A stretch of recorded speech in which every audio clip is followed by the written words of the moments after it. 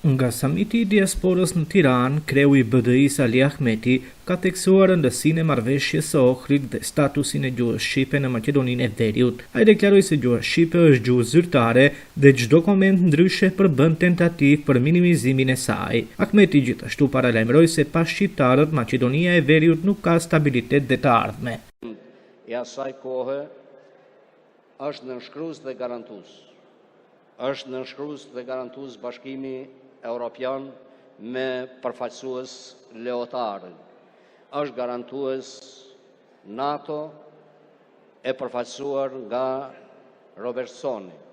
Dhe ne kemi besuar në autoritetin e Shtetet Bashkuara të Amerikës, Bashkimit Evropian dhe të NATO-s, edhe ne kemi hedhur firmën në marrëveshjen ushtarake me presidentin Trajkovski si ushtri shërbimtare kombëtare.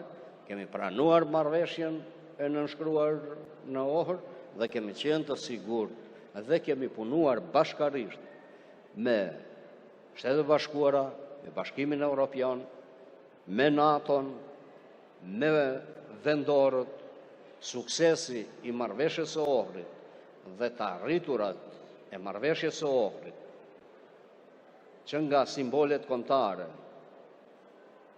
arsimi në gjuhën shqipe, e folura në administrat e gjuhës shqipe dhe përfundimi i ligjit të gjuhës shqipe, që është konform marrëveshjes së Ohrit, gjuhën të cilën e flasin mbi 20% të qytetarëve në Republikën e Maqedonisë sa atëhershme që ishte Republikë Jugosllave, gjithashtu është gjuhë zyrtare si dhe me alfabetin e saj.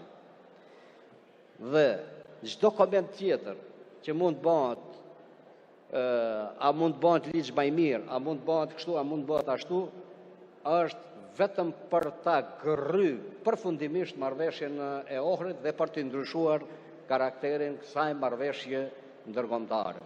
Përgjegjësinë e kemi të përbashkët. Washington, Bruxelles, NATO, forcat politike shqiptare, forcat politike maqedone. Maqedonia ka ardhmëri në bashkëjetesë, në bashkëqeverisje vetëm me shqiptarët. Pa shqiptarët, Maqedonia nuk mund të jetojë dhe ditët i ka të numëruara.